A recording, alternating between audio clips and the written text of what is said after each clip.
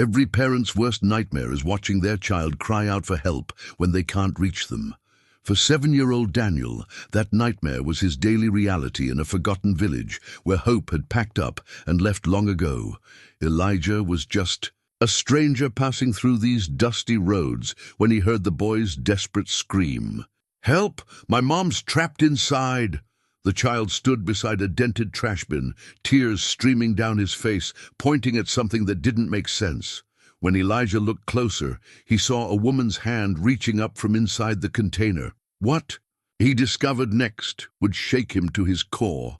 A mother had been hiding in that trash bin, not from danger, but to protect her son from a truth too painful for a child to understand. The lengths this family had gone to survive would teach Elijah something about love he'd never forget. But what secret was this mother hiding from her own child? Before we jump back in, tell us where you're tuning in from, and if this story touches you. Make sure you're subscribed, because tomorrow I've saved something extra special for you. The dust settled around Elijah's worn boots as he knelt beside the trash bin, his weathered hands gentle as they helped the woman emerge from her makeshift hiding place. She was thin, too thin, with hollow cheeks that spoke of missed meals and sleepless nights. Her dark hair was pulled back in a ponytail that had seen better days, and her clothes, clean but patched in several places, told a story of dignity maintained against impossible odds. "Mom, are you hurt?" Elijah asked, his voice carrying the quiet authority of someone who had seen enough of life's cruelties to know when to speak softly. The woman, she couldn't have been more than 30, shook her head while brushing debris from her faded blue dress. "I'm fine," she whispered, though her trembling hands suggested otherwise. "Thank you for—" She stopped mid-sentence as her son Daniel rushed into her arms, his small body shaking with sobs that seemed too big for his 7-year-old frame. Elijah stood slowly, his knees protesting the movement in a way that reminded him of his 53 years. He had been walking these forgotten back roads for 3 days now, carrying nothing but a weathered leather backpack and the weight of memories he couldn't quite leave behind. The village of Millbrook had appeared on his horizon like a mirage, a collection of houses that time seemed to have forgotten, surrounded by fields that had once been green, but now lay brown and neglected under the harsh sun. The woman looked up at him with eyes the color of autumn leaves, and for a moment Elijah saw something that made his chest tighten, the same look his own wife Sarah had given him during their darkest days, before the fire that changed everything. It was the look of a mother trying to hold the world together with nothing but will and love. "I'm Elisa Martinez," she said, extending a hand that bore calluses from hard work. "This is my son Daniel." "Elijah Washington," he replied, taking her hand in both of his. "And I'm wondering why you were hiding in a trash bin in the middle of the afternoon." Daniel looked up from his mother's embrace, his round face streaked with tears and dust. In his small hands, he clutched a brown teddy, bear that had seen better days. One ear was missing, and the fur had been worn thin from countless nights of comfort-seeking. The bear's remaining eye stared up at Elijah with what seemed like an accusation. "Where were you when we needed help?" "We don't have anywhere else to go," Elisa said simply, as if that explained everything, and perhaps it did. Elijah glanced around. The empty street, the houses that lined this forgotten corner of Millbrook stood like tired sentinels, their paint peeling and their windows reflecting nothing but abandonment. Weeds pushed through cracks in the sidewalk, and the few cars parked along the street wore coats of dust that spoke of journeys long postponed. This wasn't just a poor neighborhood. It was a place that prosperity had passed by so completely that even hope seemed to have moved on to greener pastures. "Where's your home?" he asked, though something in the way Elisa's shoulders sagged told him the answer before she spoke. "Gone," she said, her voice barely above a whisper. "There was a fire 3 weeks ago. Everything we owned—" She stopped, herself glancing down at Daniel, who had buried his face against her shoulder. "We've been staying wherever we can find shelter." The teddy bear in Daniel's arms seemed to nod in agreement, its threadbare fabric a testament to the many nights it had served as pillow, blanket, and companion all at once. Elijah reached into his back pocket and pulled out his wallet. Leather. So worn it was soft as cloth, held together more by habit than by its original stitching. Inside, tucked behind a $5 bill and an expired driver's license, was a faded photograph of a woman and a young girl, both smiling at a camera that no longer existed. For just a moment, he allowed himself to look at their faces. His Sarah, his little Emma, before closing the wallet and returning it to his pocket.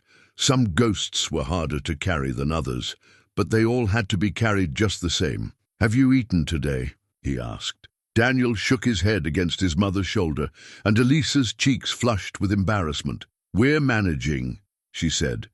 But the lie sat uncomfortably between them, like an unwelcome guest. "There's a diner about 2 miles back," Elijah said. "Martha's Place. Saw it when I walked through town yesterday. What do you say we get you and this young man something to eat?" "We can't accept," Elisa began, but Elijah held up a gentle hand. "My grandmother used to tell me that kindness is just love with its work clothes on," he said. "Besides, I could use the company. Been walking alone for too long." It was Daniel who made the decision for them. He looked up at Elijah with eyes that seemed far too old for his face and asked, "Do they have grilled cheese?" "I expect they do," Elijah replied, with a smile that felt rusty from disuse. "What do you say, Daniel? Think your mum might like some coffee while we're at it?" The walk to Martha's Place took them through what had once been Millbrook's main street. The bones of a thriving community were still there. The wide sidewalks, the old-fashioned streetlights, the large windows of shops that had once displayed their wares with pride. But too many of those windows were now papered over with "For Lease" signs that had faded in the sun, and too many of the storefronts stood empty, their dreams departed like residents who had found better opportunities elsewhere. An elderly man, sitting on the steps of what used to be a hardware store, watched them pass with eyes that held more curiosity than suspicion. He raised a weathered hand in greeting, and Elijah nodded in response. A small acknowledgement between men who understood that survival sometimes required accepting help from strangers. Martha's Place occupied the corner spot where Main Street met Route 49, its red vinyl booths visible through windows that actually sparkled in the afternoon light. A bell above the door announced their arrival with a cheerful chime that seemed almost defiant in its optimism. "Well, hello there," called a woman from behind the counter, her grey hair pulled back in a style that suggested she had other things to worry about than fashion trends. "Y'all come in and sit wherever you like. Coffee, please," Elijah said, settling into a booth that had probably hosted 10,000 conversations over the years. The red vinyl was cracked in places, but it was clean, and the table bore the kind of honest wear that spoke of meals shared and stories told. Daniel slid in next to his mother, still clutching his teddy bear, his eyes wide as he took in the familiar surroundings of a place designed for comfort. The bear, which Elijah had learned was named Mr. Buttons, sat propped against the window, its remaining eye surveying the street outside like a tiny sentinel. "Now then," Martha said, approaching their table with a coffee pot that had seen better. "Decades, what can I get for you folks?" "Grilled cheese for the boy," Elijah said, "and whatever your special is for the lady and myself." "Meatloaf," Martha announced with the pride of someone who had perfected the recipe over decades. "Comes with mashed potatoes and green beans. Made the gravy from scratch this morning." As Martha bustled away to place their order, Elisa looked across the table at Elijah with an expression that mixed gratitude with something that might have been suspicion. "You don't know us," she said quietly. "Why are you helping?" Elijah considered the question while watching Daniel arrange Mr. Buttons. "Just so against the window. Sometimes," he said finally, "we help because we can, and sometimes we help because we remember what it was like when nobody did." The words hung in the air between them, carrying weight that neither of them was quite ready to examine. Outside, The sun was beginning its slow descent toward the horizon, painting the empty street in shades of gold that made even the abandoned buildings look beautiful. But inside Martha's place, surrounded by the sounds of sizzling grills and quiet conversation, it was possible to believe that some corners of the world still held kindness. When their food arrived, Daniel attacked his grilled cheese with the focused intensity of someone who hadn't seen a proper meal in too long. Mr. Buttons watched approvingly from his post by the window, and for a moment, Elijah allowed himself to remember what it felt like to be part of a family meal.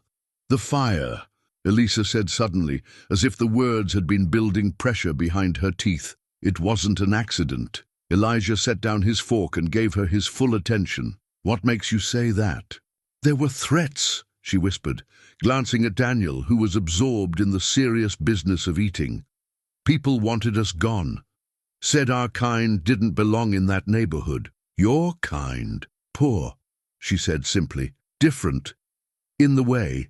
The meatloaf suddenly tasted like sawdust in Elijah's mouth. He had heard this story before, in different places, with different faces, but always with the same ending. Good people pushed out of their homes by those who confused having more with being more. Did you report the threats? Elisa's laugh held. No humor. To who? Sheriff Brennan? He was the one who told us maybe we'd be happier somewhere else. Daniel looked up from his sandwich, ketchup on his chin and innocence in his eyes. Mama, can we stay here tonight? Mr. Buttons likes the warm windows. Elisa's face crumpled for just a moment before she gathered herself. We'll find somewhere, baby. But Elijah was already reaching for his wallet again, this time to pay Martha for the meal and ask a question that would change everything. Martha, you know of any place these folks could stay for a few nights? Somewhere safe and warm? Martha, who had been pretending not to listen while wiping down nearby tables, straightened up with the decisive movement of someone who had made up her mind. My place has a spare room upstairs, she said. Nothing fancy, but it's got a bed and a space heater. Could use the company, truth be told. And just like that, the first piece of what would become a much larger puzzle fell into place. Because sometimes, Elijah reflected as he watched Daniel's face light up with hope, kindness really was just love with its work clothes on. The morning sun cast long shadows across the ruins of what had once been 412 Elm Street. And even 3 weeks after the fire, the smell of smoke still lingered in the air, like a ghost unwilling to move on. Elijah stood at the edge of the property line, his hands buried deep in his jacket pockets, watching as Daniel kicked at a piece of charred wood that might have once been part of his bedroom dresser. This was our house, the boy said with the matter-of-fact acceptance that children sometimes possess when faced with losses too big for their young minds to fully grasp. Mr. Buttons sat propped against a surviving section of the front steps, his remaining eye surveying the destruction with what seemed like stoic resignation. Elisa emerged from the rubble, carrying something in her hands, a photograph, its edges singed black, but its center miraculously intact. I thought everything was gone, she whispered, holding the picture like a prayer. It showed a younger version of herself standing next to a tall man with kind eyes and Daniel's same smile. Between them, a much smaller Daniel grinned at the camera, gap-toothed and joyful. That's Papa, Daniel announced, abandoning his exploration of the debris to join his mother. He went to heaven when our house burned down. The words hit Elijah like a physical blow. He had assumed, hoped perhaps, that Daniel's father had simply left, the way men sometimes did when life became too hard to bear. But this was something else entirely. Something that made the destruction around them feel less like bad luck and more like murder. He was inside? Elijah asked, gently. Elisa nodded, her fingers tracing the unburned portion of the photograph. Miguel worked nights at the textile plant. He was sleeping when... She stopped, glancing at Daniel, who had returned to his examination of the ruins with the focused intensity of an archaeologist. When what? When they threw the bottle through the window. The words hung in the morning air like smoke, acrid and choking. Elijah felt something cold settle in his chest, a familiar anger that he had thought he had left behind on other roads, in other towns, with other families who had paid the price for someone else's hatred. You saw who did it? No, but Miguel did. He woke up when the glass broke, saw two men running away. He managed to get Daniel out through the back window before her voice broke like ice on a warm day, before the ceiling came down. Daniel had found something else in the rubble, a small metal truck, its red paint blistered by the heat, but its wheels still functional. He pushed it through the ash-covered dirt, making soft, vrooming sounds that seemed impossibly innocent against the backdrop of destruction. The police report said electrical fire, Elijah said, though it wasn't really a question. That's what Sheriff Brennan wrote down. Said there wasn't enough evidence to prove otherwise. Said sometimes old houses just burn down, and we should be grateful the insurance would pay for Daniel's medical bills. Medical bills. Smoke inhalation. He was in the hospital for 4 days. Elisa's voice carried the exhausted weight of a mother who had sat by her child's bedside, watching machines breathe for him while her husband's funeral arrangements waited to be made. The insurance company paid those bills, then denied our claim for everything else. Said the policy didn't cover suspicious circumstances. Elijah knelt down beside Daniel, who was now creating an elaborate roadway through the debris with his rescued truck. You remember that night, son? Daniel nodded solemnly. Papa woke me up and told me we had to play the jumping game. He threw me out the window to Mama, but when I looked back, the fire was everywhere. He paused in his play, his small hands stilling on the truck.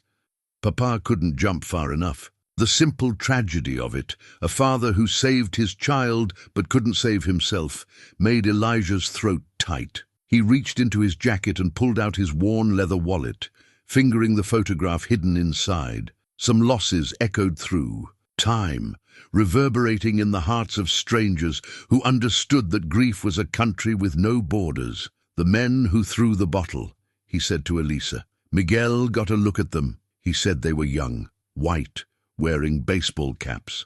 She folded the charred photograph carefully and tucked it into her purse, a small black bag that had somehow survived the fire. But there's a lot of young white men in baseball caps around here. Daniel stood up, brushing ash from his knees, and walked over to where Mr. Buttons maintained his vigil.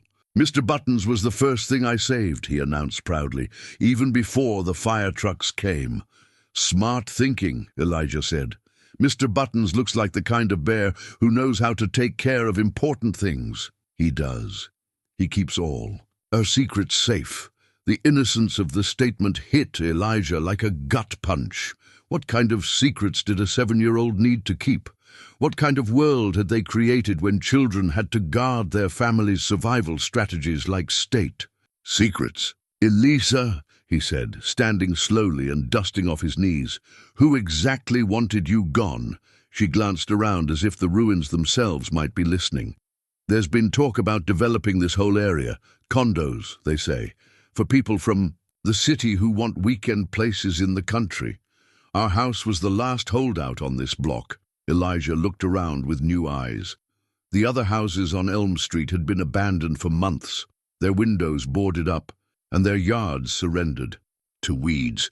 But even in their neglect, he could see the bones of what had once been a solid working-class neighborhood, the kind of place where kids rode bikes in the street, and neighbors knew each other's names. How long had you lived here? 5 years. We bought the house from Miguel's grandmother after she passed. It wasn't much, but it was ours. The word carried weight, the difference between having a place and being at home somewhere. Daniel had returned to his truck game, but now he was building something in the ash.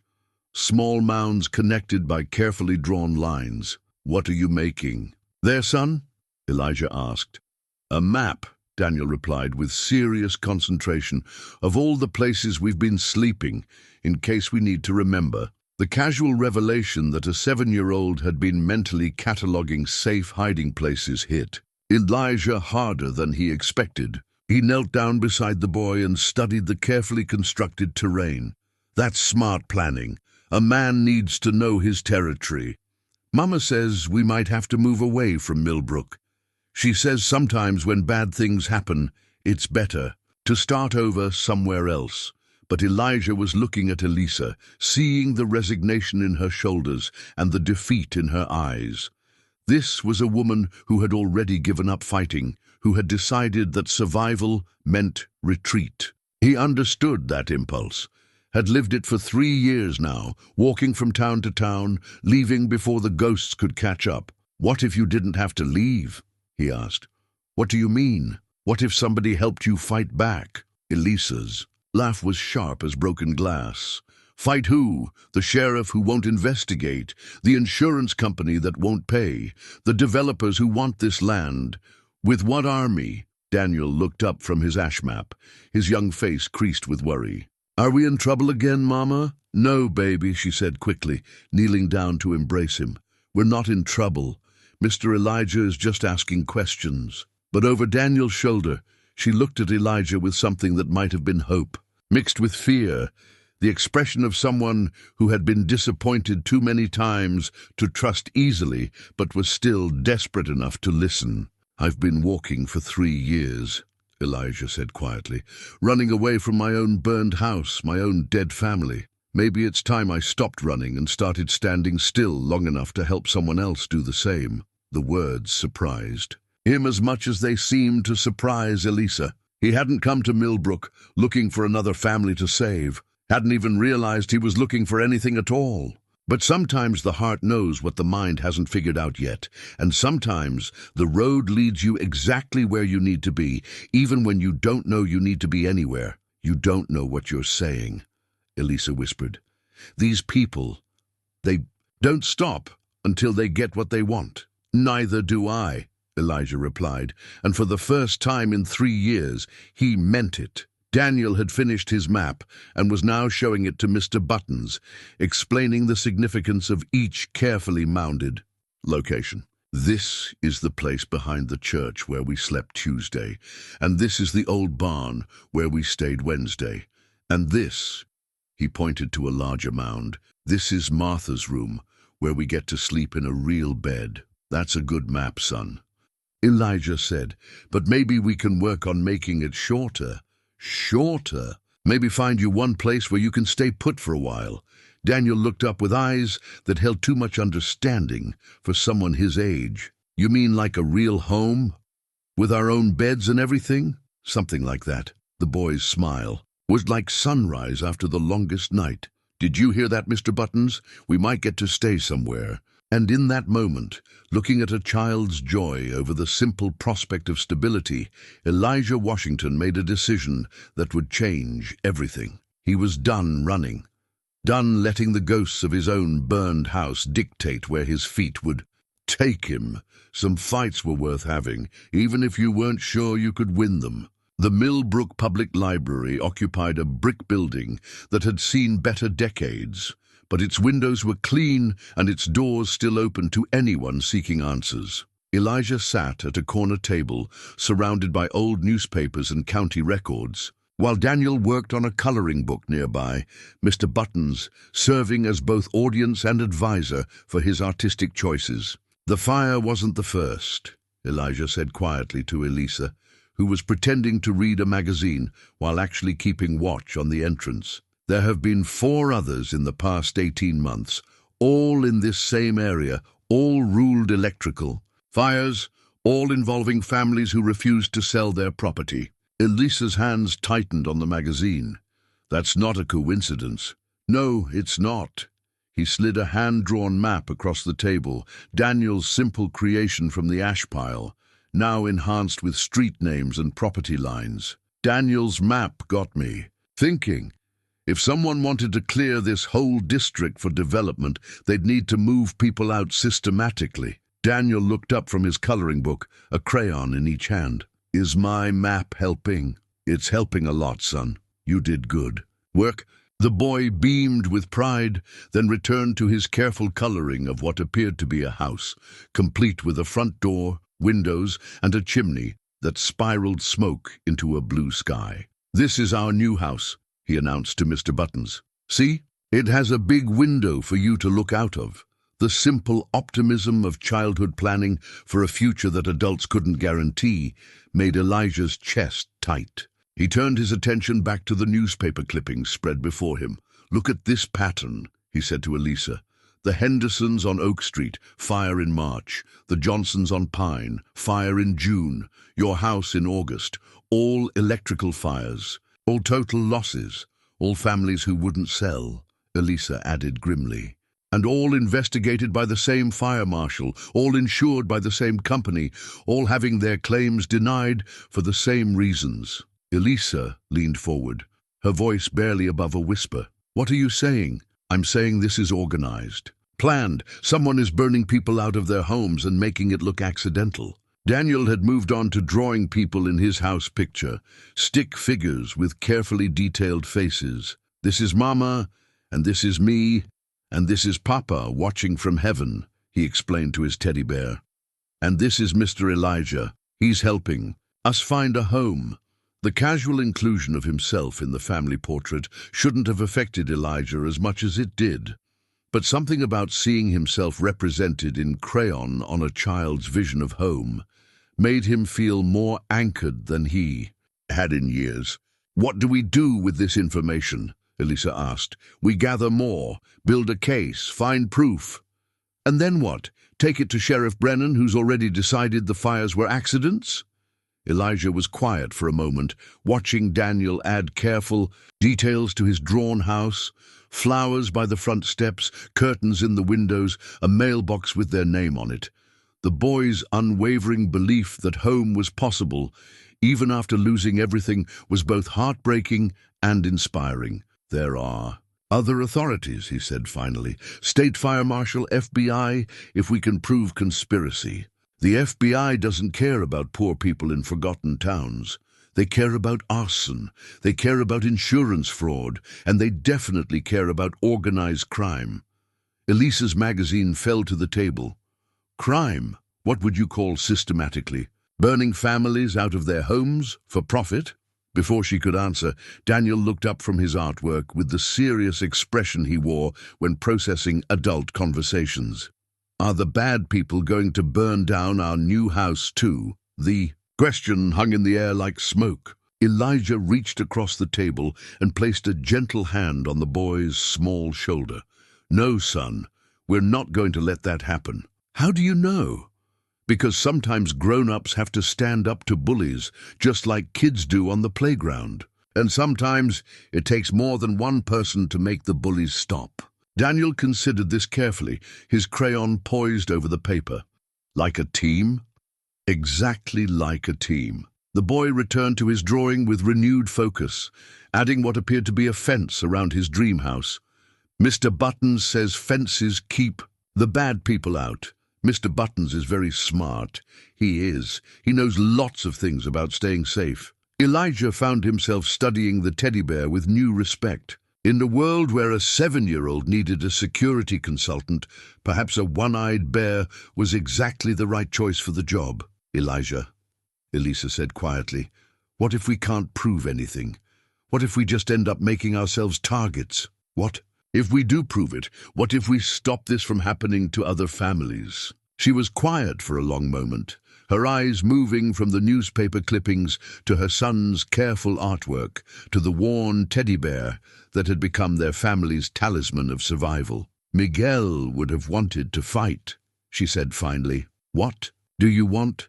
"I want my son to grow up in a world where people can't just burn down your life because they want your land." Daniel looked up from his drawing, now complete with a garden and what appeared to be a dog running in the yard. "Mama, when we get our new house, can we have a real dog to keep Mr. Buttons company?" "We'll see, baby. Mr. Buttons would like that. He gets lonely sometimes." The admission that the boy's primary companion, a stuffed animal, experienced loneliness was almost too much to bear. Elijah gathered the newspaper clippings and folded Daniel's map carefully. "I think it's time we took a drive around town. See what else we can learn." "What kind of drive?" Daniel asked, already packing his crayons with the efficiency of someone Accustomed to quick departures, the kind where we look for clues, like detectives, something like that. Daniel turned to Mr. Buttons with excitement. "Did you hear that? We're going to be detectives." The teddy bear's remaining eye seemed to wink in the library's afternoon light, and for just a moment Elijah could almost believe that they really were just playing a game, that the stakes weren't a family's survival and a community's future. But as they left the library and walked toward Martha's borrowed truck, he caught sight of a familiar figure across the street. Sheriff Brennan stood beside his patrol car, his eyes following their movement with the lazy attention of a predator watching prey. The sheriff's hand rested casually on his radio, and when he saw Elijah looking back, he raised his other hand. In a wave that was anything but friendly. "Mama," Daniel said, his small hand slipping into his mother's, "why is that policeman watching us?" "I don't know, baby." But Elijah knew. Word had gotten out that the stranger in town was asking questions, looking through records, connecting dots that were supposed to stay unconnected. The game was no longer just about helping one family recover from tragedy.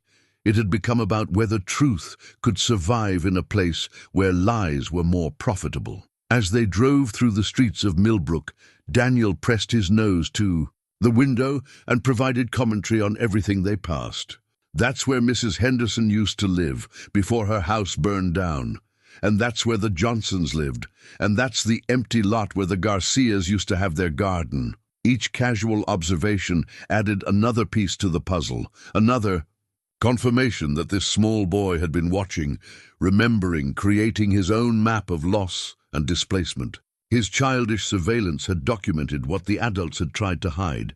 That families weren't just leaving Millbrook, they were being systematically driven out. "Daniel," Elijah said gently, "you remember a lot about who lived where. Mama says I have a good memory for important things.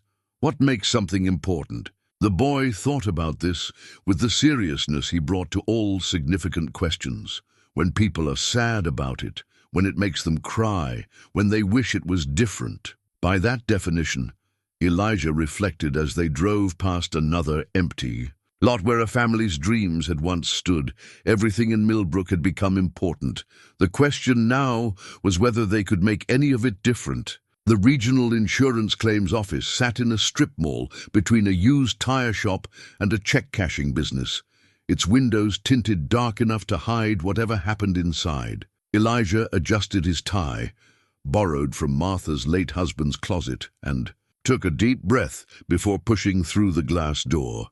"Can I help you?" The receptionist's smile was professionally plastic, the kind that said she'd been trained to appear helpful while actually being anything but. "I'd like to speak with someone about a claim.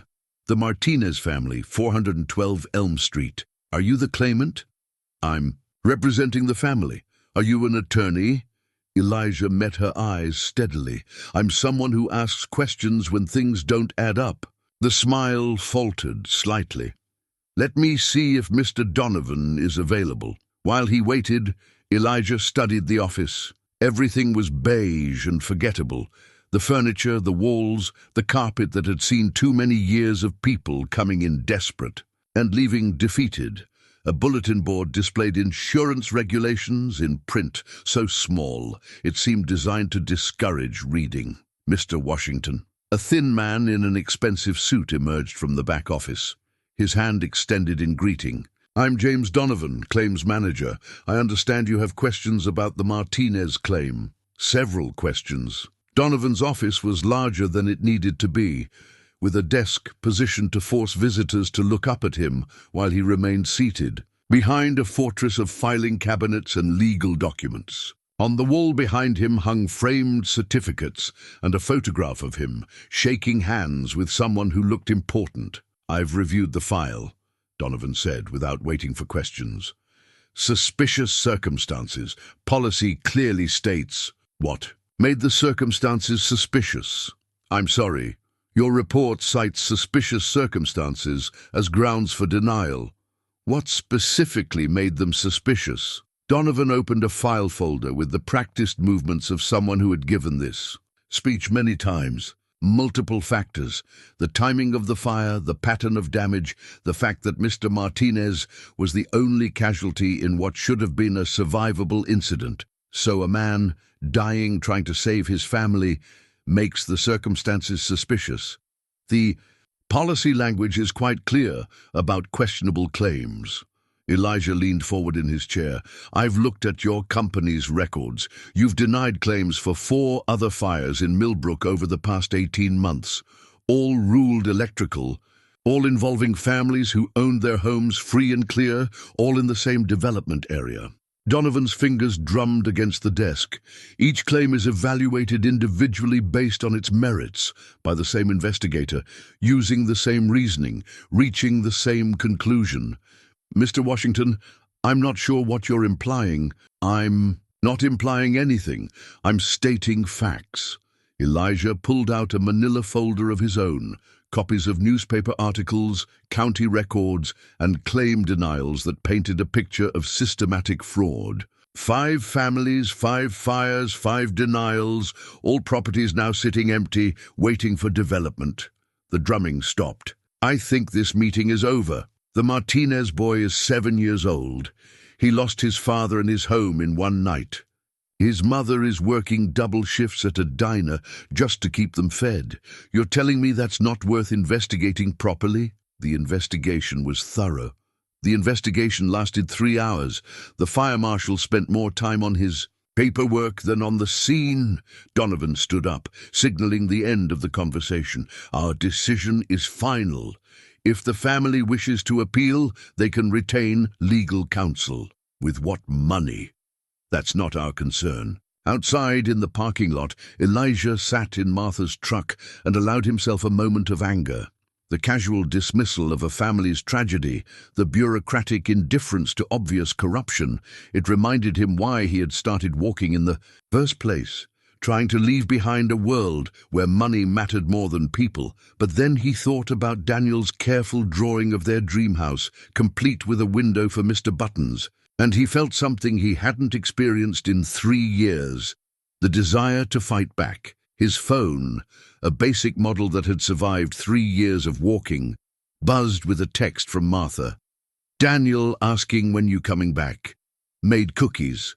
The simple message reminded him that he wasn't just fighting abstract corruption anymore. There were real people waiting for him, depending on him, trusting him to make their world safer. 20 minutes later, he was sitting in Martha's kitchen while Daniel showed him a new drawing, this one featuring all the people he'd met since the fire. That's you, Daniel said, pointing to a stick figure with careful attention to detail. And that's Martha. And that's Miss Sarah from school. Miss Sarah? The teacher who brings us books sometimes, Elisa explained, accepting a cup of coffee from Martha. Sarah Chen. She's been very kind to Daniel. Martha nodded approvingly. Sarah's good people. Been teaching at the elementary school for 15 years. If she's taken an interest in Daniel, you know he's special. She says I'm smart, Daniel announced proudly. She says smart people ask good questions. What kind of questions have you been asking? Like, why do some houses burn down and others don't?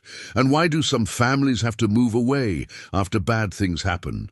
And why don't the police help when people are scared? The innocence of a child cutting straight to the heart of adult corruption made Elijah's chest tight. Those are very good questions, son. Miss Sarah says when we ask questions, we might not like the answers, but we need to ask them anyway. Miss Sarah sounds like a wise teacher. She is. She gave me a new notebook for writing down important things. Daniel produced a small spiral notebook from his pocket, its cover decorated with superhero stickers. Want to see what I wrote? Before anyone could answer, he began reading in the careful voice of someone still learning that words on paper could capture thoughts. Monday, Mama cried when she looked at the insurance letter. Tuesday, Mr. Elijah asked lots of questions at the library. Wednesday, the sheriff watched us from his car again.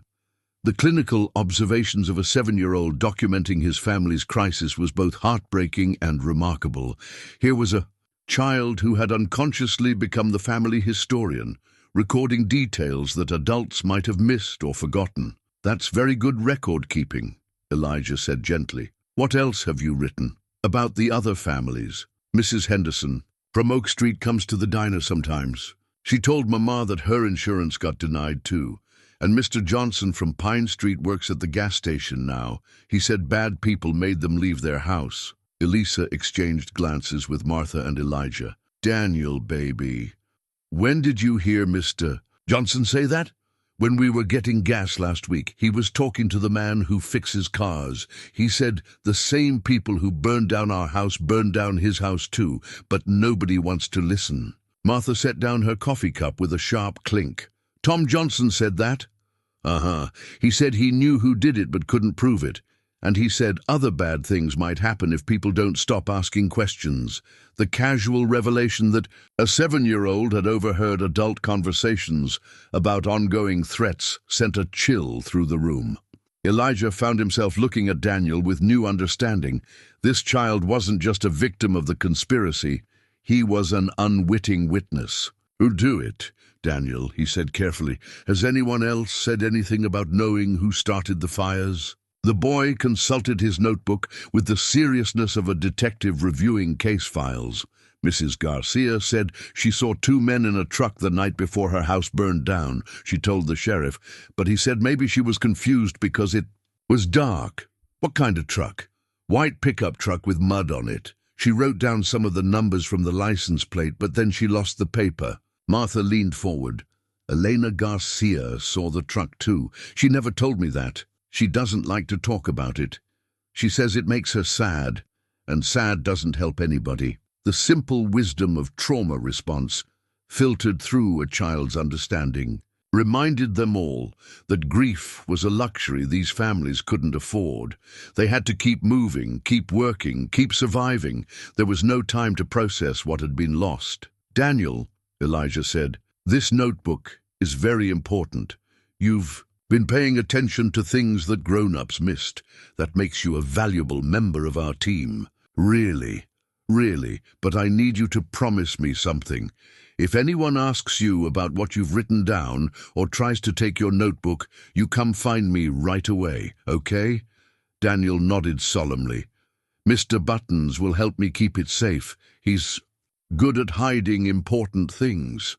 The teddy bear, positioned as always within Daniel's reach, seemed to accept this responsibility with the dignity befitting a guardian of state secrets. His remaining eye surveyed the kitchen table with what might have been tactical awareness.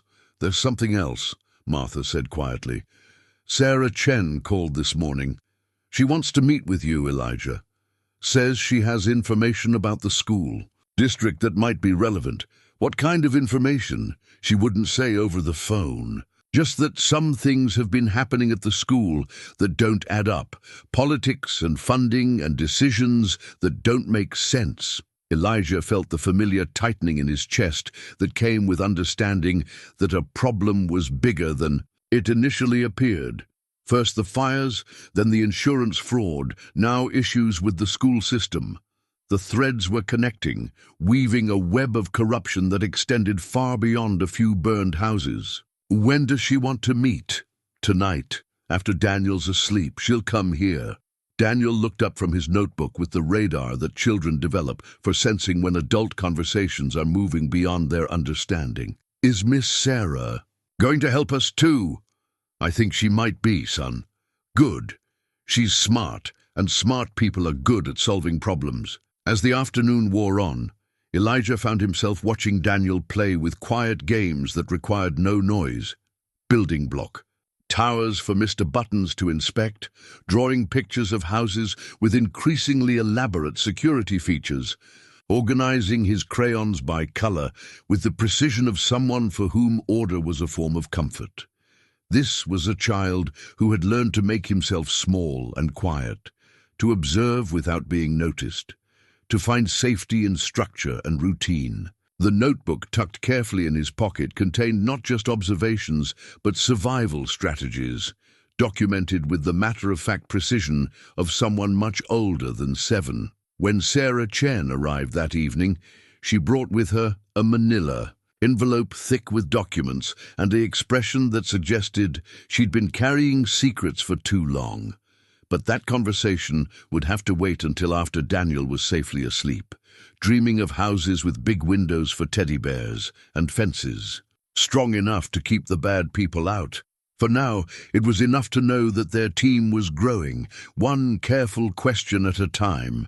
Sarah Chen arrived at Martha's back door just after 9 o'clock, when the autumn darkness had settled over Millbrook like a blanket that promised to keep secrets. She was a small woman with intelligent eyes and the kind of practical haircut that suggested she had more important things to worry about than fashion. In her hands, she carried a manila envelope that bulged with the weight of documents and what appeared to be years of careful observation. "Thank you for meeting me," she said quietly, accepting Martha's offer of coffee. "I wasn't sure who I could trust with this information." Elijah studied her face, lined with the kind of stress that came from knowing too much and being able to do too little about it. "Daniel speaks very highly of you. He's a remarkable child, too remarkable for his own good sometimes. Children his age shouldn't have to be so careful about what they say and who might be listening." They settled around Martha's kitchen table, the envelope between them like a challenge waiting to be accepted.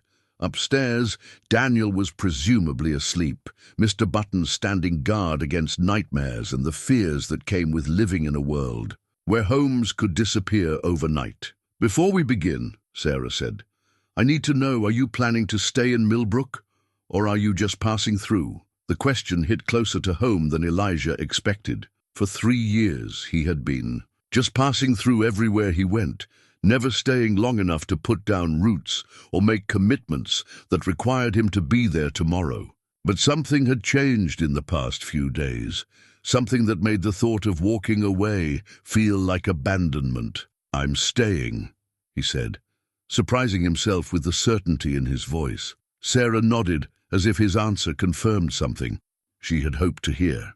"Good, because what I'm about to show you, it's going to require someone with staying power to see it through." She opened the envelope and spread its contents across the table. School district budgets, property assessments, zoning maps, and correspondence between various officials. To an outside observer, it might have looked like routine paperwork, but Elijah had learned to read between the lines of bureaucratic documents, and what he saw made his stomach tighten. The school district received a very generous offer 18 months ago, Sarah began. A private development company wanted to purchase the elementary school property for significantly more than its assessed value. How much more? Triple. The building is old, needs major repairs, serves a declining population. By any reasonable measure, it's worth less than they offered, not more. Elijah studied the purchase agreement, noting the corporate letterhead and the signature at the bottom, the same James Donovan he had confronted earlier at the insurance office. The same people involved in the insurance claims. It gets worse. The school board voted to accept the offer, contingent on finding suitable alternative facilities for the students. But here's the thing. They never seriously looked for alternatives. Martha leaned forward, her face creased with concern. "What do you mean?" Every property they considered was either too expensive, too small, or had some other disqualifying factor. It was like they were going through the motions to justify a decision they'd already made. "To close the school entirely," Elijah said. "Exactly. Force the remaining families to move elsewhere for their children's education. Remove the last reason for young families to stay in Millbrook." The elegant cruelty of it was breathtaking. First, burn out the homeowners who wouldn't sell. Then eliminate the community institutions that made the area livable for families. Create a ghost town that could be developed however the investors saw fit. How many families would this affect? 47 children currently enrolled, most from households that can't afford private school or the gas money to drive to other districts daily. They'd have to move. Elijah thought about Daniel's careful drawings of houses and neighborhoods, his innocent questions about why families had to leave after bad things happened. The boy had been documenting not just personal tragedy, but systematic community destruction. Development company, he said. What's their plan for the area? Sarah pulled out a glossy brochure that looked like it belonged in a high-end real estate office. The cover showed an artist's rendering of a resort complex, golf course, spa, conference center, luxury cabins nestled among carefully manicured trees. The title read, Millbrook Mountain Retreat, exclusive adult community, adults only. No children, no families, no year-round residents. A playground for wealthy people who want to escape to the country on weekends and holidays. Martha's coffee cup hit the table harder than intended. They want to turn our town into a tourist attraction. Not our town, their town, once they own. All the property they can rezone however they want, establish whatever restrictions they want, charge whatever they want for the privilege of living here. Elijah studied the brochure's fine print, noting the corporate structure behind the development. Multiple companies, all with similar names, all registered to the same business address. It was the kind of shell game that suggested serious money and serious legal expertise. Who else knows about this? The school board, obviously. The zoning, commission, Sheriff Brennan, Mayor Davidson. Sarah's voice carried the bitter weight of someone who had watched her colleagues choose money over community. And now you. What about other parents, other teachers? Some suspect something isn't right, but they don't have the full picture.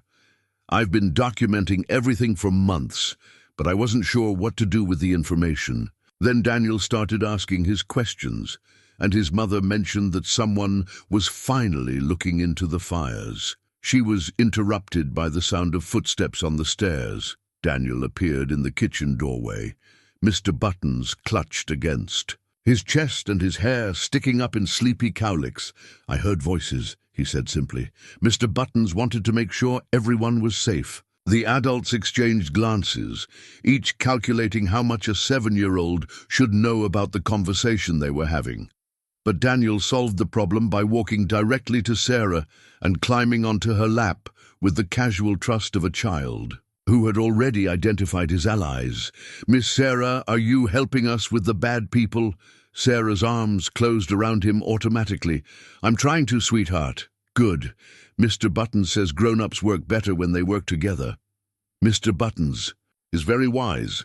Daniel studied the papers spread across the table with the focused attention he brought to important matters. Are those the papers about why they want to make all the families go away? The question, so direct and uncomplicated, cut through. Adult euphemisms and bureaucratic language to the heart of what was happening. Sometimes it took a child to name truth that adults spent pages trying to explain.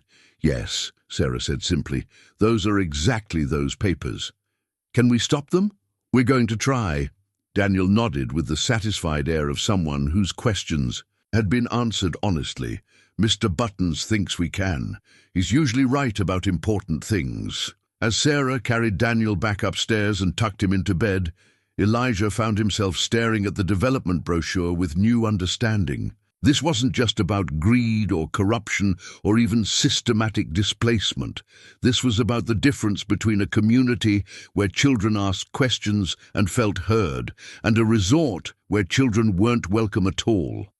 When Sarah returned to the kitchen, she found a note tucked under her coffee cup, a single piece of paper with a message printed in block letters. Mind your own business or join the other families who left town. The three adults stared at the paper in silence, each understanding that the stakes had just escalated beyond property disputes and insurance claims. This was now about physical safety, about whether people who asked inconvenient questions would be allowed to remain in Millbrook to hear the answers. How did this get here?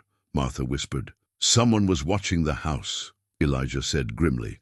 Someone knew we were meeting. Sarah's hands were shaking as she folded the note carefully and placed it in her envelope with the other evidence. They're not just trying to buy people out anymore. They're trying to scare us into leaving. Ah, you scared?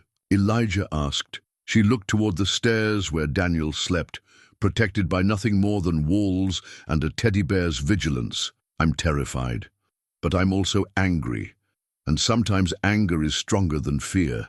Outside, the autumn wind rattled Martha's windows like fingers testing for weak points, and somewhere in the darkness, people who had already proven they would burn down houses to get what they wanted were probably planning their next move. But upstairs, a 7-year-old boy slept peacefully, dreaming of houses with strong fences and windows big enough for Teddy. Bears to keep watch, trusting the adults in his life to make those dreams possible. Some trusts, Elijah reflected as he studied the threatening note, were too important to break. The small USB drive looked innocuous enough sitting in Elijah's palm. Black plastic, no bigger than his thumb. The kind of thing that might hold family photos or homework assignments, but Daniel had found it wrapped in a plastic bag and duct-taped to the underside of what remained of his father's workbench, and according to Elisa, Miguel had hidden it there the morning before he died. Papa said it was his insurance policy, Daniel explained matter-of-factly as they sat in Martha's living room. He had spent the morning drawing while the adults talked in hushed voices, but now all attention was focused on the small device that might contain the answers they'd been seeking. He said if anything happened to him, we should give it to someone who would know what to do with it. How did you know where to find it? Sarah asked gently. Papa showed me. He said it was a secret between men, but if Mama ever needed it, I should remember where he put it. Daniel's matter-of-fact delivery made the revelation even more poignant. A father preparing his 7-year-old son to be the family's guardian of evidence. Elijah inserted the drive into Martha's old computer, the machine wheezing to life with the reluctance of technology that had seen better decades. After a moment of mechanical groaning, files began to appear on the screen, dozens of them, organized with the meticulous care of someone who understood that details mattered. Miguel documented everything, Elisa breathed, leaning forward to read over Elijah's shoulder. The files painted a picture of systematic corruption that went far beyond what they had imagined. Meeting minutes from closed-door sessions between the development company and local officials, financial records showing payments disguised as consulting fees, email exchanges discussing the removal of problematic property owners who refused to sell. Look at this, Sarah said, pointing to a spreadsheet that listed every property in the targeted development area. They had a timeline. Your house was scheduled to be acquired in August, exactly when the fire happened. What about the others? Elijah asked, scrolling through the data. Henderson property, March. Johnson property, June. All exactly when the fires occurred. Sarah's teacher instincts kicked in as she processed the information. This wasn't opportunistic. They planned each fire months in advance. Daniel had been quietly coloring while the adults examined the evidence, but now he looked up with the serious expression that meant he was processing important information. Papa knew they were going to burn our house?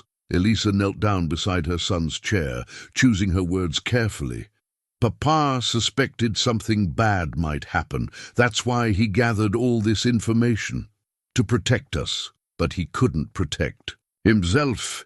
The simple truth of it hit everyone in the room like a physical blow. Miguel Martinez had seen the danger coming, had documented the conspiracy, had even prepared his young son to carry on the fight, but he hadn't been able to save his own life when the moment came. Sometimes, Elijah said quietly, the best way to protect the people you love is to make sure they can protect others, even after you're gone. Daniel considered this with the gravity he brought to all adult concepts that required careful thinking. So Papa's still helping people even though he's in heaven? Yes, son, your father's still helping people. The boy nodded and returned to his drawing, apparently satisfied with this explanation. But over his bent head, the adults continued examining. Evidence that revealed the scope of a conspiracy that reached much higher than they had imagined. These email addresses, Sarah said, highlighting a series of exchanges between corporate accounts. I recognize some of these people. State-level officials. People with the authority to override local decisions. It's bigger than Millbrook, Elijah realized. This is a model they're probably replicating in other communities.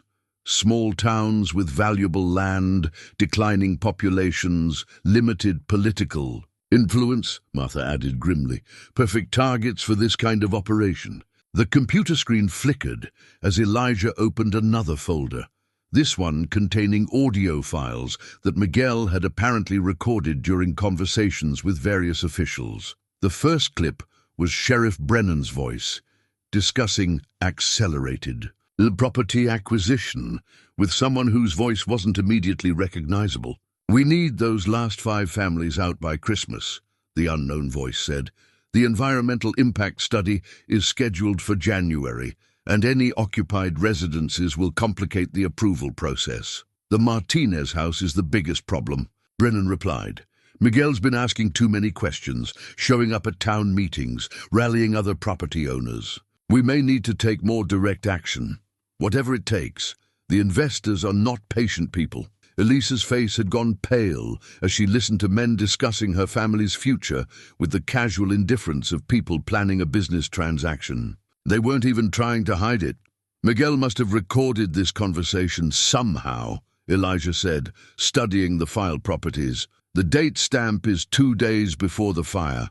Papa was very good with electronics," Daniel offered without looking up from his drawing. "He fixed computers for people sometimes. He showed me how to use the little recorder in his phone." The casual revelation that a 7-year-old had been taught surveillance techniques by his father was both impressive and heartbreaking. This family had been living under siege for months, preparing for a war they hoped they wouldn't have to fight. "There's more," Sarah said, highlighting another series of files. "Financial records from the insurance company. Look at these payment authorizations." The documents showed a pattern of suspicious transactions, large payments to local officials, disguised as various fees and services. The fire marshal who had ruled all the blazes accidental had received consulting payments totaling nearly $50,000 over the past year. Sheriff Brennan's signature appeared on contracts for security services that were never actually performed. "It's all here," Elijah said with amazement. "Miguel documented the entire conspiracy." "But nobody listened to him," Elisa said bitterly. "He tried to report it, tried to get people to pay attention. They dismissed him as a troublemaker." Daniel looked up from his artwork, a detailed drawing of what appeared to be a courtroom, complete with a judge, jury, and people sitting in neat rows. "When bad people do bad things, they have to go to court, right? That's what happens on TV. Sometimes, son, when there's enough evidence to prove they did something wrong. We have evidence now. Papa made sure we would have evidence." The simple faith of a child who believed that justice was a natural consequence of truth was both inspiring and humbling. Daniel had no way of knowing how often evidence disappeared, how frequently justice was a luxury that poor families couldn't afford, how systematically the system could be corrupted by people with enough money and influence. But looking at Miguel's carefully organized files, his audio recordings, his methodical documentation of every conversation and transaction, Elijah felt something he hadn't experienced in years. Hope that the good guys might actually win this time. "What do we do now?" Sarah asked. Before Elijah could answer, Martha's phone rang. She answered with her usual cheerful greeting, but her expression quickly changed to concern, then fear. "That was Tom Johnson," she said after hanging up. "Someone broke into his house last night, tore the place apart but didn't steal anything, left a note telling him to keep his mouth shut about the fires." The room fell silent, except for the sound of Daniel's crayon moving across paper. He had added stick figures to his courtroom drawing, people holding hands in what appeared to be solidarity or support. "They know we're getting close," Elijah said quietly. "Or they know Miguel left evidence behind and they're looking for it," Sarah added. "Either way, we need to move fast. Get this information to people who have the authority to act on it." Daniel held up his completed drawing, a courtroom where justice was served, truth was heard, and families held hands while bad people faced consequences for their actions. "Mr. Button says sometimes you have to be brave even when you're scared." Mr. Buttons is right, Elijah replied, looking at the USB drive that contained a dead man's final gift to his family. Sometimes being brave is the only choice you have. Left. Outside, the October wind was picking up, carrying with it the promise of winter and change. Inside, 3 adults and 1 very wise 7-year-old prepared to take on forces much larger and more dangerous than themselves, armed with nothing but evidence, determination, and the kind of courage that comes from knowing that some fights are too important to lose. The manila envelope arrived at Martha's diner on a Tuesday morning, delivered by a nervous-looking kid on a bicycle who disappeared before anyone could ask questions. Inside, along with photocopies of official documents that made Elijah's blood run cold, was a handwritten note in careful script. If you want to know who you're really fighting, look up Elijah Washington, Sergeant Major, 75th Ranger Regiment. Some secrets follow you wherever you go. Elijah stared at the note while his coffee grew cold, the words blurring as memories he had spent 3 years trying to forget came flooding back. Beside him, Daniel was working on his homework, math problems that seemed impossibly complex for a 7-year-old. While Elisa reviewed work schedules at the counter. "What is it?" Martha asked, noticing the way all color had drained from Elijah's face. He couldn't answer immediately. The documents scattered across the diner table told a story he hadn't expected. Military discharge papers, psychological evaluation, reports, newspaper clippings about a house fire in Tennessee that had killed a soldier's wife and daughter while he was deployed overseas. His story, his life, his guilt. How did they get this? He whispered. But even as he asked the question, he knew the answer. The same people who could orchestrate insurance fraud and municipal corruption could certainly access military records. They had done their homework, learned exactly who they were dealing with, and now they were letting him know that his past was no longer his own. Daniel looked up from his math worksheet, his young face creased with concern. "Mr. Elijah, you look sad. Just reading some old paperwork, son."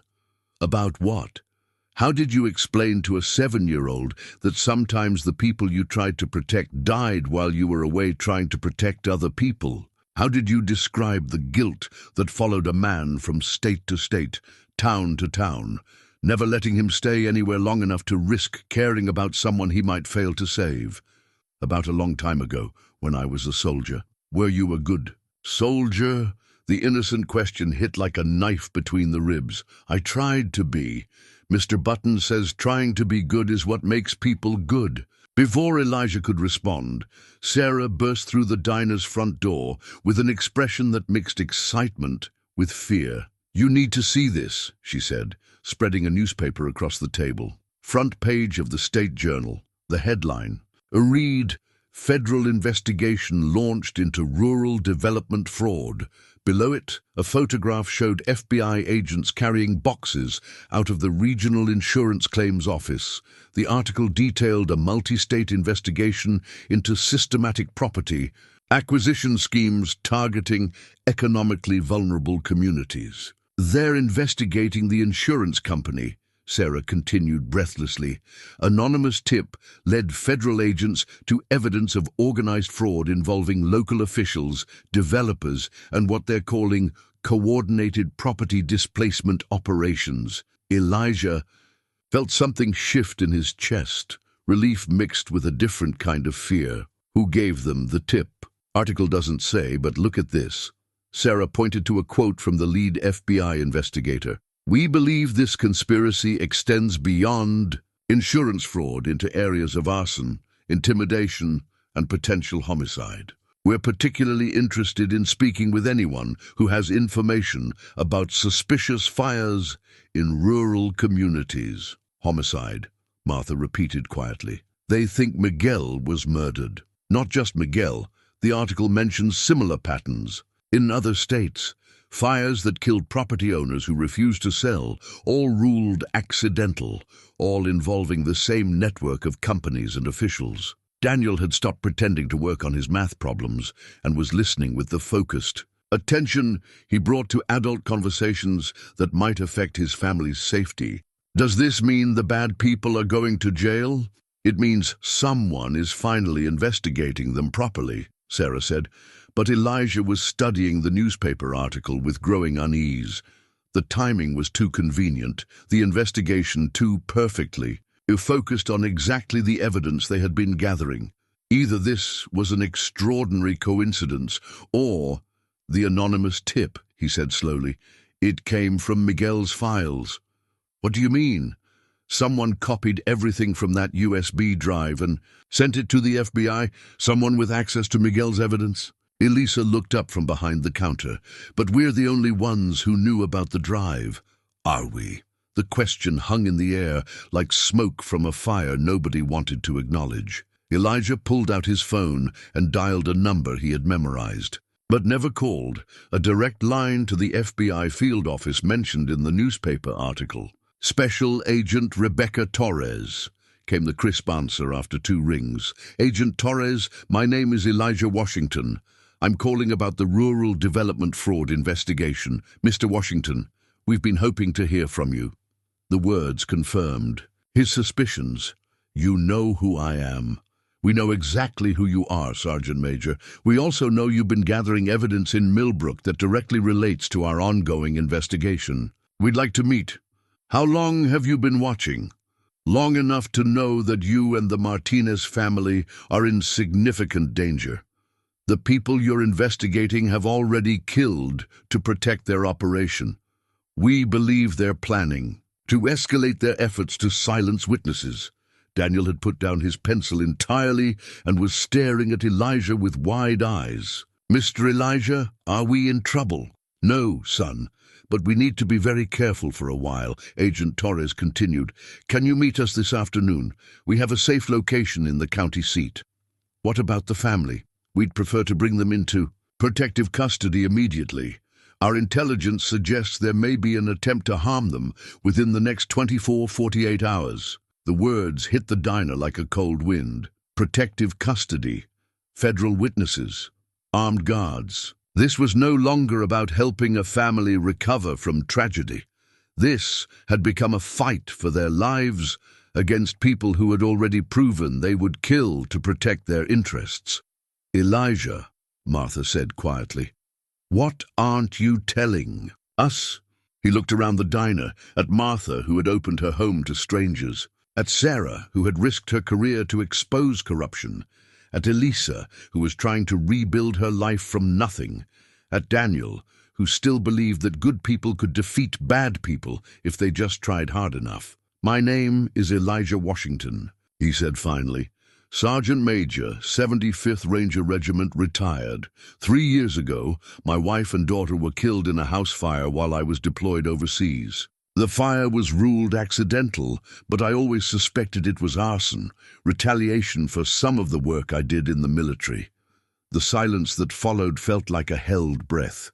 I've been walking ever since, trying to outrun the guilt of failing, to protect the people I loved most. But the people behind these fires, they've been tracking me. They know my history, my weaknesses, my reasons for being here. Daniel spoke into the silence with the clear voice of childhood cutting through. Adult complexity, so you understand how we feel. Yes, son, I understand exactly how you feel. And that's why you want to help us. That's part of it. What's the other part? Elijah looked at the boy, this remarkable child who had survived loss and displacement and fear, while maintaining his faith in the possibility of justice, and felt something he hadn't experienced in 3 years. The other part is that helping you helps me remember who I used to be before I started running away from everything. Agent Torres's voice came through the phone speaker, which Elijah had forgotten was still connected. Mr. Washington, we need to move quickly. Our surveillance indicates increased activity around the Martinez family's known locations. Can you bring them in this afternoon? Daniel had returned to his math worksheet, but now he was drawing pictures in the margins. Stick. Figures of people holding hands, standing together against what appeared to be storm clouds. Mr. Buttons says families stick together when bad things happen. Mr. Buttons is right, Elijah replied. But sometimes families have to trust other good people to help keep them safe. As he hung up the phone and began making plans for their immediate departure, Elijah realized that the boys' simple drawing had captured something profound. They weren't just individuals anymore. They had become a family of choice, bound together by shared danger and mutual protection. The question now was whether that would be enough to survive what was coming next. The FBI safe house was a nondescript ranch home on the outskirts of the county seat, the kind of place that looked so ordinary it became invisible. Agent Rebecca Torres was a compact woman with intelligent eyes and the kind of controlled energy that suggested she was accustomed to dealing with dangerous situations and uncooperative witnesses. Daniel sat at the kitchen table, working with a new coloring book, while Mr. Buttons supervised from his position of honor next to a plate of cookies. The teddy bear's remaining eye seemed to be cataloging exit routes and potential threats with the efficiency of a seasoned security consultant. "The evidence your husband gathered," Torres said to Elisa, "is more comprehensive than anything we've seen in similar cases. Miguel documented a criminal conspiracy that spans 4 states and involves millions of dollars in fraudulent insurance claims and illegal property seizures. But he's dead," Elisa replied simply, "and they're still burning down houses. Not for much longer. Based on Miguel's files and corroborating evidence we've gathered independently, we'll be executing arrest warrants tomorrow morning. 16 individuals, including Sheriff Brennan, Fire Marshal Davidson, and the entire board of Millbrook Development Corporation." Elijah studied the tactical radio Torres had constructed from spare electronics, a device that looked like it belonged in a military communications bunker rather than a suburban kitchen. "What do you need from us?" "Testimony. All of you witnessed aspects of the conspiracy that we can't prove through documents alone. Daniel's observations, in particular, provide crucial timeline evidence that connects the fires to specific individuals." Daniel looked up from his coloring book with the serious expression that meant he was processing adult information. "Do I have to talk to a judge?" "Eventually, yes. But first, we need to make sure you're safe. Our intelligence suggests that the people behind these fires are planning something dramatic to prevent you from testifying." "Like what?" Torres exchanged glances with Elijah before answering. "Like making sure there are no witnesses left to testify." The blunt honesty was jarring, but Elijah appreciated that she wasn't talking down to the boy. Daniel had earned the right to understand the stakes of the situation he was caught in. "So we stay here until the bad people are arrested?" Daniel asked. "That's the plan. What if something goes wrong with the plan?" The question, so direct and practical, reminded everyone in the room that this 7-year-old had already lived through the catastrophic failure of adult plans to keep him safe. His house had burned down despite fire department response. His father had died despite knowing the danger was coming. His insurance claim had been denied despite clear policy coverage.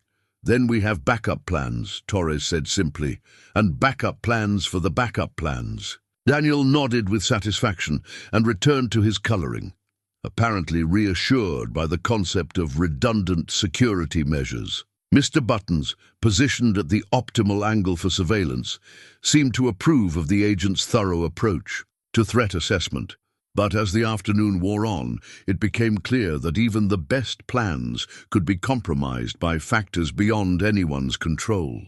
Torres's radio crackled with increasing frequency, delivering updates that grew progressively more concerning. "Brennan's not at the sheriff's station," came a voice through the static. "Dispatch says he called in sick this morning." "Fire Marshal, Davidson's car was found abandoned at the airport. No record of him boarding any flights. 3 members of the Development Corporation Board have failed to report to their usual locations." Each update confirmed what Elijah's military training had taught him to recognize. The enemy was dispersing, going to ground, preparing for a final confrontation rather than surrender. These were not people who would accept defeat gracefully. "They know we're coming," Torres said grimly, adjusting the frequency on her communications device. How? Someone tipped them off.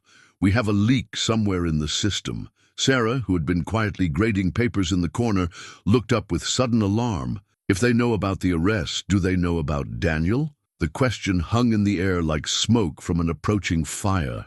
If the conspiracy included federal informants, if their communication channels had been compromised, if the very people they trusted to protect them were actually... Torres's radio erupted with urgent chatter. All units, we have suspicious activity. Around the safe house, multiple vehicles approaching from different directions. This is not a drill. Through the kitchen window, Elijah could see dark sedans pulling into driveways across the street. Too many cars, too many people, too much coordination for a coincidence. His military instincts kicked in automatically, cataloging escape routes and defensive positions with the efficiency of someone trained for exactly this kind of situation. "Everybody down," he commanded, his voice carrying the authority of a man accustomed to being obeyed in life-or-death situations. Daniel dropped to the floor immediately, pulling Mr. Buttons with him, while Elisa and Sarah followed without question. Torres was already moving toward her tactical equipment, her movements economical and precise. "Back bedroom," she directed. "Bulletproof walls, reinforced windows, independent communication system." As they moved through the house in a low crouch, Daniel whispered to his teddy bear, "It's okay, Mr. Buttons. We practiced this kind of thing before." The casual reference to previous emergency drills, a 7-year-old's normal life, including training for armed assault, was both heartbreaking and impressive. This child had been prepared for war by parents who understood that their family was under siege. The back bedroom was equipped like a military bunker. Communication equipment, emergency supplies, weapons that Torres handled with professional competence. Through the reinforced window, they could see men in tactical gear moving through the neighborhood with the coordination of people who had done this before. "How many?" Elijah asked, his own combat training automatically assessing the threat level. "At least 12 that we can see, probably more we can't." Professional. "Very. This isn't some desperate attempt by local corrupt officials. This is organized crime with military-grade resources." Daniel tugged on Elijah's sleeve with the urgency of someone who had important information to share. "Mr. Elijah, I know who those men are." "What do you mean, son?" "The truck outside. The white one with mud on it. That's the same truck Mrs. Garcia saw the night before her house burned down." Through the window, Elijah could indeed see a white pickup truck among the dark sedans, mud-splattered and anonymous, the kind of vehicle that would blend into any rural landscape. Daniel's remarkable memory for details had identified a direct connection between their current attackers and the original arsonists. Torres spoke rapidly into her radio. "This is Safe House 7. We are under immediate threat from organized. Assault team, request immediate tactical support and medical standby." The response was crackling and unclear, but the tone was unmistakably urgent. Whatever backup they had been counting on was either delayed, compromised, or under attack itself. "What's our defensive position?" Elijah asked, automatically falling back on military protocols. "Limited. We can hold this room for maybe an hour. But if they bring explosive devices or incendiary weapons..." She didn't need to finish the sentence.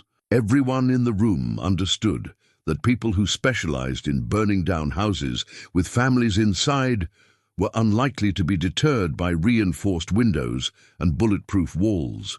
Daniel had arranged Mr. Buttons at the base of the window, positioned for optimal surveillance of the approaching threat. "Mr. Buttons says we need to be brave and smart at the same time." "What does being smart look like right now?" Sarah asked. Before anyone could answer, the lights went out.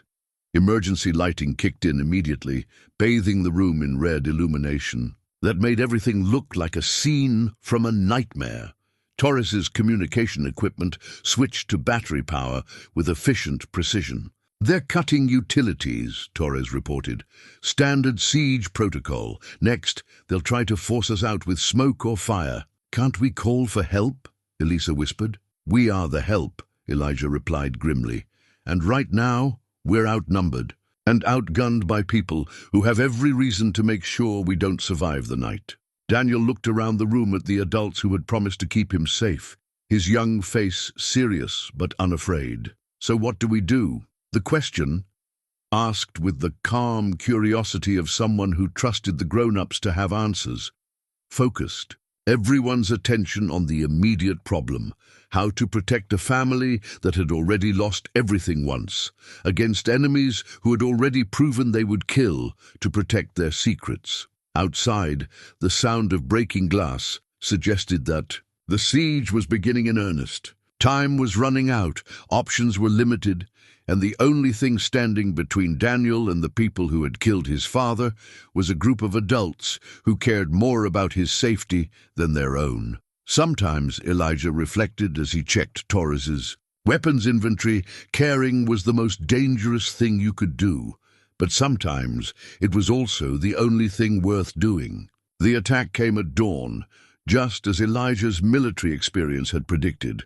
Professional assault teams preferred the grey light that preceded sunrise, enough visibility for coordinated movement, but insufficient illumination for defenders to accurately assess threats. Through the reinforced bedroom window, he watched tactical figures advance through morning mist with the practiced efficiency of people who had done this many times before. Daniel sat in the corner with Mr. Buttons, both of them maintaining the kind of alert calm that suggested extensive practice at being quiet during dangerous situations. The boy had been awake for hours, not from fear, but from the hypervigilance that children develop when their survival depends on paying attention to adult stress levels. "Federal agents are on site," Torres announced through her communication device, her voice carrying relief mixed with tactical focus. Full tactical support, including air surveillance and perimeter containment. Through the window, Elijah could see the immediate change in the attackers' behavior. Men who had been advancing with confident precision suddenly found themselves caught in crossfire from federal agents who had surrounded the safe house during the night. The hunters had become the hunted with swift professional efficiency. "Stay down until we get the all clear," Torres instructed, but her body language had already shifted from defensive to offensive. She was no longer protecting witnesses. She was coordinating the capture of federal fugitives. Sheriff Brennan was the first to be taken into custody, his hands zip-tied behind his back as he was led past the safe house window. Even in defeat, his face carried the arrogant expression of someone who believed his connections would eventually secure his release. He had spent too many years as the biggest fish in a small pond to fully grasp that he was now facing federal prosecution for conspiracy and murder. "Is that one of the bad people?" Daniel asked, pressing his face to the window with the focused attention he brought to important observations. "That's one of them," Elijah confirmed. "He looks smaller than I thought he would." The comment was more perceptive than Daniel probably realized. Sheriff Brennan did look smaller, diminished by circumstances, stripped of the authority that had made him dangerous, reduced to what he had always been, a small-town official who had chosen money over justice and intimidation over law enforcement. Fire Marshal Davidson was next, followed by 3 men in expensive suits who had the pale, soft appearance of people accustomed to conducting their business in climate-controlled offices rather than pre-dawn tactical operations. These were the money men, the architects of conspiracy, who had remained safely removed from the actual violence until circumstances forced them into direct action. The insurance investigator, too, Torres noted with satisfaction as James Donovan was led past their window. 16 arrests total, the entire network, from the street-level enforcers to the corporate leadership. But Daniel was studying the procession of arrested suspects with the analytical focus he applied to all important information. "Mr. Elijah, some of those men look familiar." "What do you mean, son?" "I think I saw them before. At the diner, maybe, or around town. They were pretending to be regular people, but they were watching our family." The revelation that a 7-year-old had been under surveillance for weeks, that armed criminals had been observing his daily routines while planning to eliminate. Him as a witness was both chilling and remarkable. This child had been living in a war zone while maintaining the outward appearance of normal childhood activities. "You have an excellent memory for faces," Torres said approvingly. "That's going to be very helpful when we build our case against these people." Mr. Buttons helped me remember. He's good at noticing when people are being sneaky. The teddy bear, positioned at its usual observation post, seemed to acknowledge this praise with the dignity befitting a surveillance expert whose cover had never been blown. His remaining eye surveyed the federal agents outside with what appeared to be professional respect for competent security work. Agent Torres's radio crackled with updates from the arrest teams. All primary suspects in custody. No casualties among law enforcement personnel. One suspect suffered minor injuries while attempting to flee. Any casualties among the assault team? Negative. They surrendered when they realized they were surrounded. These weren't ideologically motivated terrorists, just criminals who knew when they were outgunned. The distinction was important. People who committed violence for money were generally rational about self-preservation. Unlike true believers, they could be counted on to make practical decisions when faced with overwhelming force. "What happens now?" Elisa asked, emerging from her protective crouch for the first time in hours.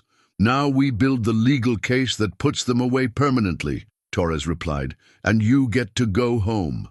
"Home to what?" "Our house is still a pile of ash.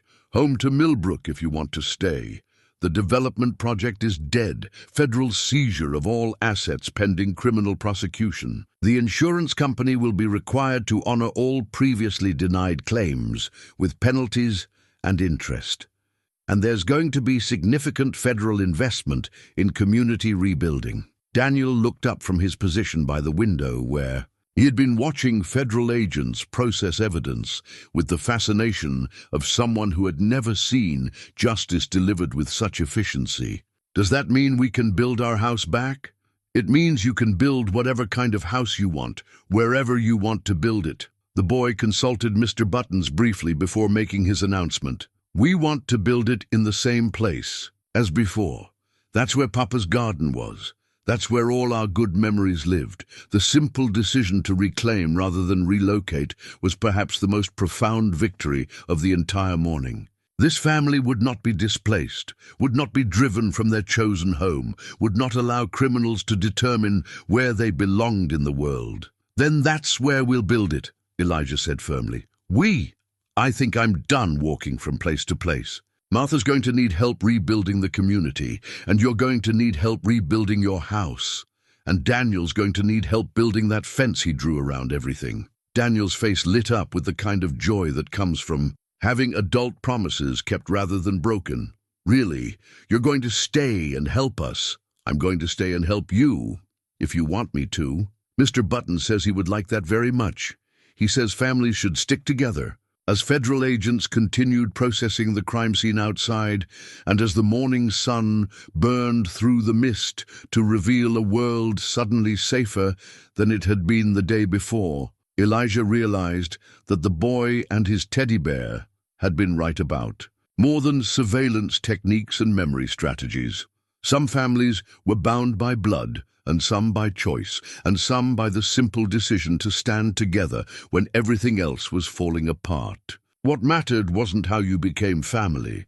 What mattered was whether you stayed family when staying required courage. Through the window he could see Martha's borrowed truck in the distance, with Sarah Chen behind the wheel, and what appeared to be half the remaining population of Millbrook crowded into the bed. They had come to witness justice, to reclaim their community, to stand with neighbors who had refused to be driven away by fear and violence. Daniel waved at the approaching truck with the enthusiasm of someone greeting long-lost relatives. "Look, Mr. Buttons, everyone came to make sure we're safe." The teddy bear's remaining eyes seemed to wink in the morning light, or perhaps that was just the way sunshine hit worn fabric and old dreams that had finally found their way home. The reunion happened in Martha's diner, which had become the unofficial headquarters for Millbrook's resurrection. Federal agents had secured the building while families trickled in throughout the morning. The Hendersons from their temporary housing across town, the Johnsons from the relatives who had taken them in, the Garcias from the shelter where they had been staying since their house burned. But the most important reunion was the one nobody had dared hope for. Daniel was explaining the morning's excitement to Martha when Agent Torres approached their booth with a man who looked familiar but somehow impossible. He was tall, lean, with Daniel's same dark eyes and careful way of moving through space. His left arm was in a sling, and healing burns covered the visible portions of his hands and neck. "Daniel," Torres said gently, "there's someone here who's been waiting to see you." The boy looked up from his drawing, a celebration picture featuring stick figures holding hands around what appeared to be a rebuilt house, and his crayon fell to the table with a small sound that seemed to echo through the entire diner. "Papa." Miguel Martinez knelt down with difficulty, his injured arm making the movement awkward, but his eyes never left his son's face. "Hello, mijo. I've missed you so much." Daniel stared for a long moment, as if trying to reconcile the father he remembered with the man before him, scarred, thinner, marked by months of hiding and healing. Then he launched himself into Miguel's good arm with the complete trust of a child who had never stopped believing in miracles. "We thought you were dead," Daniel sobbed against his father's shoulder. "Mama cried every night. Mr. Buttons kept your chair warm at the table." "I know, son. I'm sorry. I had to stay hidden until it was safe to come home." Over Daniel's head, Miguel met Elisa's eyes across the diner. She had gone completely still, her hands frozen around her coffee cup, her face cycling through disbelief. Joy and something that might have been anger. "You let us think," she began, but Miguel shook his head gently. "I let you grieve, because grief was safer than hope. If they thought I was dead, they wouldn't be looking for me. Wouldn't be watching you for signs that I had survived." Agent Torres settled into the booth beside them, her expression mixing professional satisfaction with personal empathy. "Miguel Martinez has been in federal witness protection for the past 3 months. His testimony was crucial to building the case against the conspiracy, but he couldn't surface until we had everyone in custody." "The fire?" Elisa asked. "Real. The injuries were real. But Miguel managed to escape through a back window after he got Daniel out. Federal agents found him unconscious in the woods behind your property. When he recovered, he made the decision to let everyone believe he had died rather than put his family in continued danger." Daniel pulled back to study his father's face, his small hands tracing the healing scars with gentle curiosity. "Does it hurt?" "Not anymore, mijo. Not now that I'm home. Mr. Buttons took good care of us while you were gone. He helped us remember all the important things." Miguel looked at the worn teddy bear, positioned as always within Daniel's reach, and his throat visibly tightened. "Mr. Buttons is a very good friend. I'll have to thank him properly. He missed you too. Sometimes at night he would sit by the window and watch for you to come home." The simple admission that a 7-year-old and his teddy bear had maintained their vigil for a father they refused to believe was gone broke through whatever composure the adults had been maintaining. Elisa was crying openly now, reaching across the table to touch her husband's face as if to confirm he was real. "The USB drive," she said through her tears. "Daniel found it, just like you taught him. Smart boy. I knew if something happened to me, he would remember where I put it. I remembered everything, Papa. I drew maps of all the places we stayed, and I wrote down all the things people said about the bad men. And I helped Mr. Elijah understand about the fires." Miguel turned to look at Elijah, who had been watching. The family reunion with the quiet satisfaction of someone whose mission had been accomplished. "Agent Torres tells me you took care of my family." "Your family took care of me," Elijah replied honestly. "They taught me that some things are worth staying in one place to fight for. And now I think I'd like to help you rebuild your house, if you'll have me." Daniel looked up from his position in his father's embrace, with eyes that held more wisdom than any 7-year-old should possess. "Mr. Elijah is part of our family now, Papa. He helped us when we were scared, and he made sure the bad people couldn't hurt us anymore." Miguel extended his good hand to Elijah across the table. "Then I guess we'd better build a house big enough for everyone." As the adults shook hands over Daniel's head, the boy turned to Mr. Buttons with the satisfied air of someone whose most important work had been completed. "Did you hear that, Mr. Buttons? We're all going to live together in our new house." The teddy bear's remaining eye seemed to sparkle in the diner's fluorescent light, and for just a moment, everyone at the table could have sworn they saw him nod in approval. Outside, federal agents were still processing evidence and conducting interviews, building the legal case that would ensure the criminals who had terrorized Millbrook would spend decades in prison. But inside Martha's diner, something more important was happening. A family was being put back together, one careful piece at a time.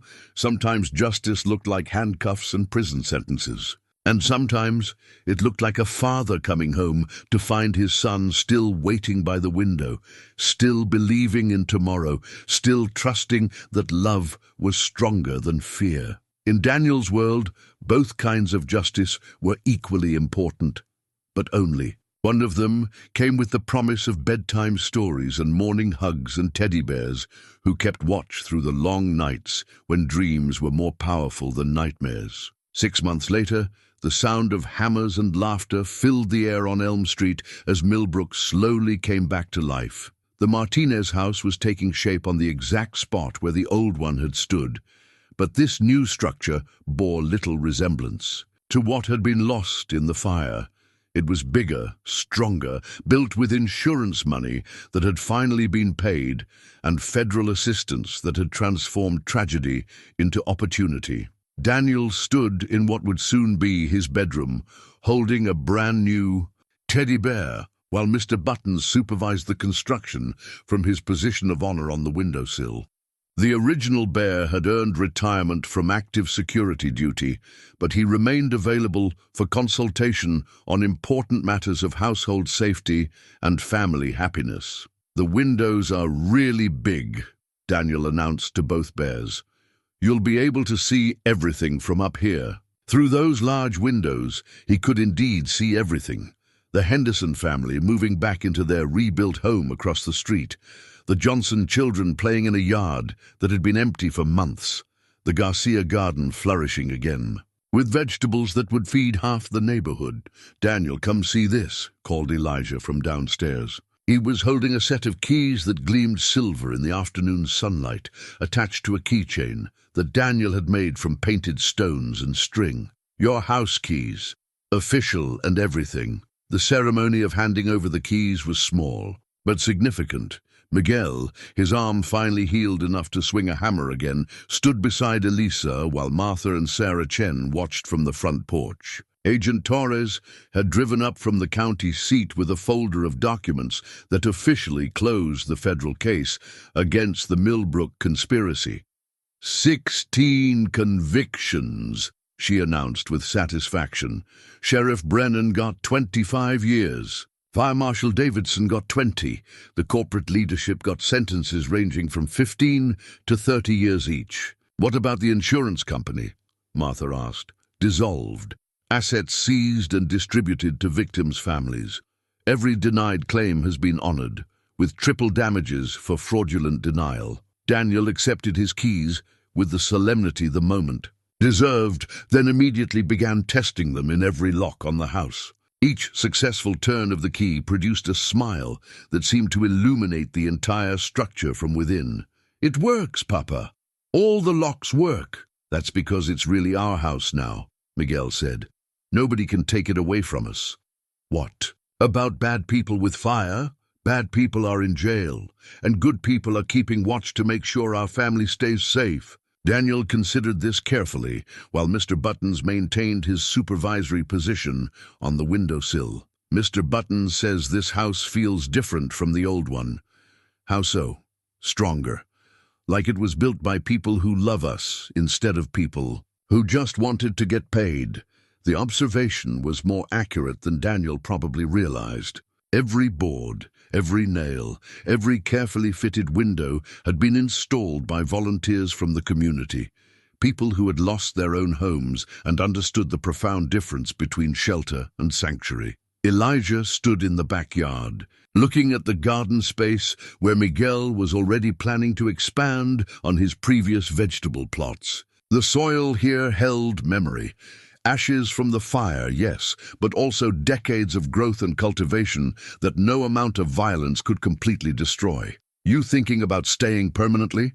Miguel asked, joining him in the contemplation of possibilities. "I think I already have stayed permanently." Somewhere between Daniel's first drawing of this place and watching him turn his key in that lock, walking away stopped being an option. Good. This community needs people who know how to fight when fighting is necessary, and it needs people who know how to stop fighting when fighting is finished. They stood in comfortable silence, watching Daniel show his new teddy bear around the property while Mr. Buttons observed from his executive position on the windowsill. The boy had developed an elaborate orientation process for new residents, both human and stuffed animal, that included tours of all the best hiding places, explanations of the security features, and introductions to the neighbors. "The nightmares stopped," Elisa said, appearing beside them with 3 cups of coffee and the satisfied expression of someone whose child was sleeping peacefully again. "When?" "About 2 weeks after Miguel came home. Daniel said he didn't need to worry anymore because everyone he loved was finally in the same place. And you? How are your dreams?" "Better. Still some difficult nights, but now when I wake up scared, there's someone next to me who understands exactly why I'm scared. That makes all the difference." As the sun began to set over Millbrook, painting the sky in shades of orange and pink that suggested both endings and beginnings, Daniel called from his bedroom window, "Mr. Elijah, come see how good the sunset looks from up here." Elijah climbed the stairs to find the boy and both teddy bears positioned at the large window, watching the day transform into night with the peaceful attention of people who had learned to appreciate ordinary moments. "This is the best view in the whole house," Daniel announced. "You can see everybody's houses from here, and you can tell when people are coming to visit, and you can wave at the mailman every morning." "That sounds perfect for keeping track of the neighborhood. Mr. Buttons thinks so too. He says this window is even better than the old one for watching over our family." From this vantage point, Elijah could see the entire rebuilt community. Houses where families who had been displaced were now making new memories. Gardens where vegetables grew in soil that had been scarred but not destroyed. Streets where children played games that didn't involve hiding from bad people or planning escape routes. "Daniel," he said quietly, "what do you think your papa would say if he could see all this?" The boy considered the question with the careful attention he brought to all matters involving his father. "I think he'd say we did good. We didn't let the bad people win, and we helped other families stay safe too." "And what would Mr. Buttons say?" Daniel consulted the teddy bear briefly before providing his answer. "Mr. Buttons says some fights are worth having even when you're scared. And some places are worth staying in, even when leaving might be easier." As darkness settled over Millbrook and lights began to twinkle in windows throughout the neighborhood, Elijah realized that a 7-year-old and his teddy bear had just summarized the most important lessons he had learned in 53 years of living. Sometimes the people who teach us the most about courage are the ones who are too young to know they're being brave. And sometimes home isn't the place you're born or the place you choose to live. It's the place where someone trusts you to keep watch over their dreams. From his position on the windowsill, Mr. Buttons surveyed the peaceful community with the satisfied air of a security consultant whose job was finally complete. His remaining eye seemed to wink in the lamplight, and for just a moment Elijah could have sworn he heard a small voice whisper, "Mission accomplished." In the distance, Martha's diner glowed with warm light and the promise of tomorrow's breakfast. Conversations Somewhere in the county seat, Agent Torres was probably filing reports that would ensure the bad people stayed in jail where they belonged. And everywhere in between, families who had been broken apart by violence and greed were learning to trust again in the possibility of peace. It had been a long road from that first desperate cry of, "Help, my mum's trapped inside," to this moment of quiet satisfaction in a child's bedroom, overlooking a community that refused to be destroyed. But every step of the journey had been worth taking, every risk had been worth accepting, and every act of kindness had multiplied into something larger than anyone could have imagined. Sometimes, Elijah reflected as he watched Daniel arrange his teddy bears for their nighttime watch, the greatest victories were the ones that looked exactly like ordinary life. And sometimes the most important battles were fought not with weapons or strategies, but with the simple determination to stay together when everything else was falling apart. In Daniel's world, a world where teddy bears kept secrets and strangers became family and love was always stronger than fear, that kind of victory was the only kind that truly mattered.